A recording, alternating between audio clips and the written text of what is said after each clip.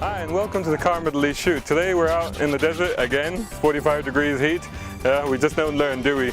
But we've got 4 absolutely fabulous SUVs back there. They're all the fastest of their class.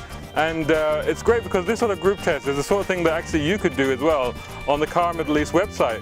We have a new facility there where you can simply compare 4 cars side by side, or up to 4 cars. And in fact, that's something that I did earlier today. So I've actually got some spec and information for you on each of these 4 cars. So, first up we have the brand new, just out of the box, Porsche Cayenne Turbo, right there in the front. On the side of it, on the right flank of it, we've got the BMW X5M. Some people say this is an M2 well today we'll find out. Up there on the back we've got, as ever, the king of the hill, the Range Rover. In this case it's the Range Rover Sport Supercharged. And the odd one of our quartet is the Infiniti, just hiding there behind the Porsche, with which it shares some of its looks, I might add.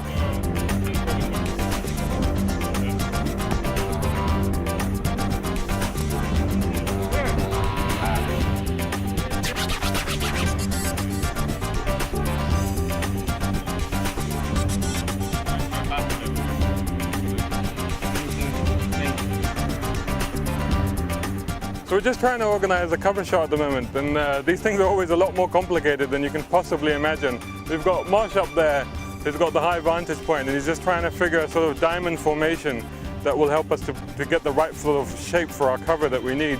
So we've got the Porsche in place at the moment as the prime car in this group test. The X5 is there, and you're about to be run over by the Range Rover. So that's the horizon there. So the Porsche Cayenne, which is the newest car here, it's $129,000 in its basic form, but you get a hell of a lot of car for that. What you've got here is a 4.8 litre V8 with 500 horsepower and 516 pounds for the torque. And that will get you to 100 in about 4.7 seconds. And a top speed of 278 kilometers per hour, Porsche not seeing the need to restrict their top speed there, which is quite a nice change for the Germans. It's closely matched though by the X5M behind us here, because that's also 0 to 100 in 4.7 seconds, but limited to 250.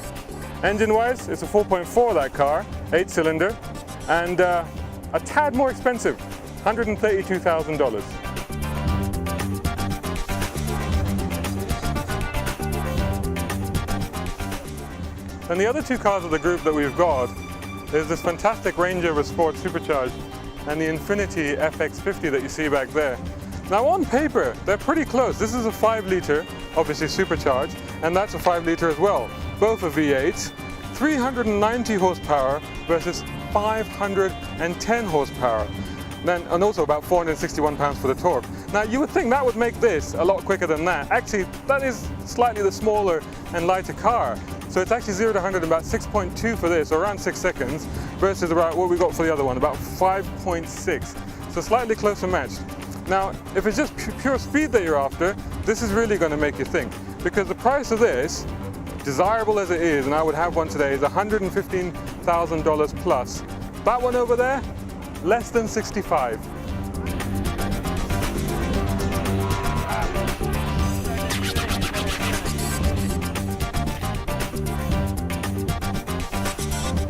So Tom, what was that all about then? I was just testing the off-road credentials of the Range Rover Sport, as it's the most sort of off-road of the 4 SUVs we have here.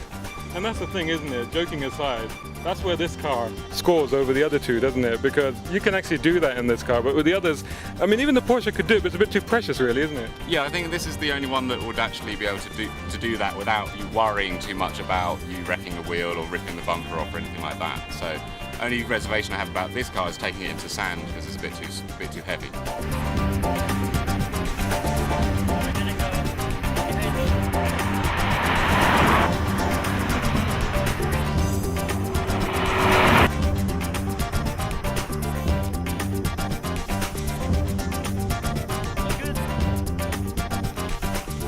So here we are, we've survived the heat, we've been out here for about 4 hours now. I think we've got all the shots that we need. And we've been out here, we've had a chance also to test the BMW X5M, the Infiniti FX50, the brand new Porsche Cayenne Turbo, and of course the 2010 Range Rover Sport Supercharged. How did they get on? Well, I think you'll have to go and pick up the August issue of Car Middle East magazine to find out.